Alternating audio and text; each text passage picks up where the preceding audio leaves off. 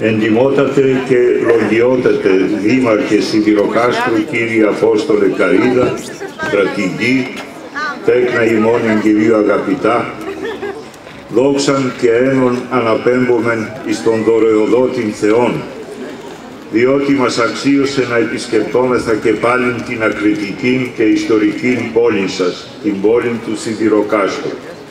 Απευθύνομεν εγκάρδιων χαιρετισμών προς όλους εσάς, κλήρων και λαών, άρχοντας και αρχομένους, και επιδαψιλεύομεν την πατρική και πατριαρχική μας ευλογία, μεταφέροντες προς ημάς και την ευλογία της Μητρός όλων μας, Αγίας του Χριστού Μεγάλης Εκκλησίας, των ταπεινών προκαθήμενών Του, και επιθυμούμεν και δι' ημών να εκφράσομεν την αγάπη και την στοργή της Μητρός Εκκλησίας προς ένα έκαστον τον τέκνα, και ιδιαιτέρως εσάς φίλτατε και λογιότατε, κύριε Δήμαρχε, και αγαπητοί δημοτικοί σύμβουλοι και οι λοιποί άρχοντες του τόπου, δια την πολλή σας αγάπη και την εγκαρδιότητα της υποδοχής, την οποία οργανώσατε δια την ημετέραν μετριότητα και τους τιμίους συνοδούς μας.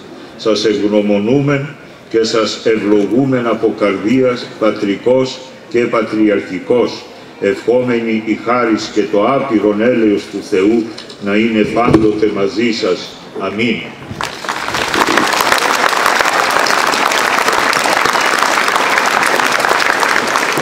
Παναγιώτατε,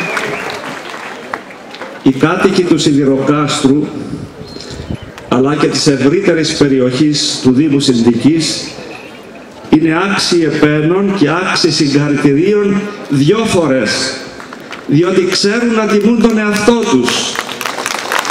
Γι' αυτό θα ήθελα τον εαυτό σας να χειροκροτήσω, γιατί σήμερα ο Πατριάρχης έχει ξεχωριστή γιορτή. Γιορτάζει όχι μόνο γιατί είναι στο Σιδηρόκαστρο, γιορτάζει γιατί σήμερα είναι και η επέτειος της 21ης εκλογής του στον Πατριαρχικό θρόνο.